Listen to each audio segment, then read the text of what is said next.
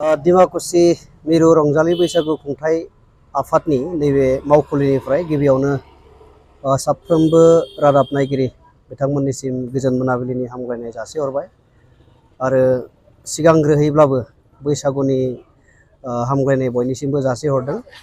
फोरमायनो मोननानै जोबोद गोजोननाय मोनदों। डिमाकुसिनि बिखायाव खुंजाबोबाय थानाय डिमाकुसि मिरु रंजालि बैसागु खुंथाय आफादा देग्लाय 32थि बोसोराव आगान होबाय। मख'नांगोनदि बेखौ डिमाकुसि दखरा एबसु आरो डिमाकुसि मिरु रंजालि बैसागु खुंथाय आफादनि गेजेरजों बेखौ खुंबोबाय थानाय जादों आरो देग्लाय जोङो 32थि नैबे माने रंजालि बैसागुखौ खुंनो थांगासिनो दङ। देग्लाय एसे माने आलादाहै खुंनो थाखाय साननाय जादों साननैनि हाबाफारिनि गेजेरजों। सिगांबो जोङो समखौ नायनानै थासारिखौ नायनानै बबेबा बोसोराव साननै आरो बबेबा बोसोराव सानसे बे रोखोमनि खुंनाय जादोंमोन। देग्लाय जोङो सम आरो थासारिखौ नोजोर होनानै देग्लाय साननैनि हाबाफारिनि गेजेरजों देग्लायनि बे रंजालि बैसागुखौ खुंनो थाखाय जों आवगायदों।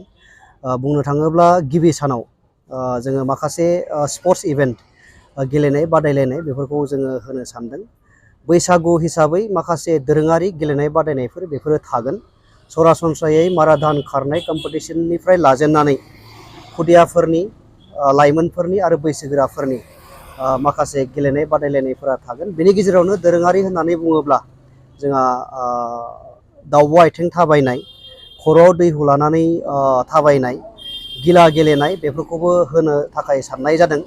आरो बेनि अनगायैबो जिहेतुके बोसोरफ्रोमबो दिरुं बोनाय होनाय जायोमोन हिन्जावसाफोरनि, देग्लाय हौवासाफोरनिबो माने एसे ट्रेडिशनेल ड्रेसाव जाहाथे एसे इउनिक जायो बे रोखोमै हौवासाफोरनिबो दिरुं बोनाय बेखौ बादायलायनायखौ होनो सानदों। बेखिनि स्पर्ट्स इभेन्टजों लोगोसे गिबि सानाव माखासे कालचारेल कम्पिटिशनफोरबो थागोन, जेरै बैसागु जेवजा मोसानाय, बैसागु मेथाइ रोजाबनाय, बिदिनो बारदै सिख्ला मोसानाय, नैफोरबायदि कालचारेल माने कम्पिटिशनफोरखौ जों गिबि सानाव लानाय जागोन।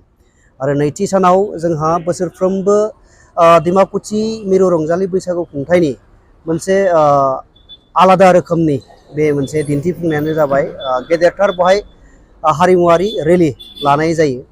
आरो बियो अकल हारिमुवारि दिन्थिफुंनायल' जाया, बेवहाय जोङो कम्पिटिशनबो थायो। जोंहा बेयाव माखासे गामिनिफ्राय बर' रायजो राजाफोरा नैबे रेलियाव बाहागो लाफैयो। कमप्लिटलि ट्रेडिशनेल बर'फोरनि थानाय जानाय जि हारिमु गासैखौबो दिन्थिफुंनाय जायो आरो बियो कम्पिटिशन जायो। बे नैथि सानाव जागोन। आरो बेजों लोगोसे बैसागो गेवलां मोसानाय बादायलायनाय बियो थायो आरो बिनि दारानो बैसागु खुंग्रिबो सायख'नाय जायो। अन्य बोसोरफ्राव जोङो सनानि जिनज्रि होदों बैसागु खुंग्रिनो, देग्लायबो होनायनि थाखाय एसे साननाय जादों। बेखौ उननि समाव जोङो फोसावगोन। जायखिजाया बे नैथि साननि जिथु मिरु रंजालि बैसागु खुंथाय फोरबो बेयो देग्लायनिया एसे आलादा रोखोमै जागोन, बेखौ जों फोरमायनो मोननानै गोजोननाय मोनदों। मोनाबिलि समाव हारिमुवारि बिलिफां बे थागोन आरो बेयाव जोङो मेथाइ खनगिरि जोङो हांख्रायगोन। लकेलनि माखासे मेथाइ खनगिरि थाखाबाय, बेजों लोगोसेनो बाहेरनिफ्राय जोङो मेथाइ खनगिरि हांख्रायनो सानदों। खावलायनाय थाबाय जे देग्लायनि बे 32थि डिमाकुसि मिरु रंजालि बैसागु खुंथायाव जाहाथे डिमाकुसि दखरायाव गोग्लैनाय दाफ्रोमबो बर' गामिनिफ्राय मोनफ्रोमबो इभेन्टआव लोब लोब बाहागो लाफैगोन, बेखौ जोंनिफ्राय खावलायनाय थाबाय। आरो हारिमु दिन्थिफुंनाय बेयावबो जाहाथे बाहागो लानाया खम जाया, जिहेतुके बैसागुआ जोंनि बर'नि आमायथु आरो बेनि गेजेरजों बर'नि कमप्लिट हारिमुखौ जिहेतुके दिन्थिफुंनाय जायो आरो बेयो जोंनि मोनसे गिदिरथार रंजाथाइ फोरबो। दा बेखौ नोजोर होनानै जोंनि दखरानि सिङाव गोग्लैनाय दाफ्रोमबो बर' गामिनि रायजो राजा बयखौबो जोंनिफ्राय खावलायनाय थाबाय जाहाथे लोब लोब जोंनि नैबे 32थि डिमाकुसि मिरु रंजालि बैसागु खुंथायाव बाहागो लाफैयो। गोजोन्थों।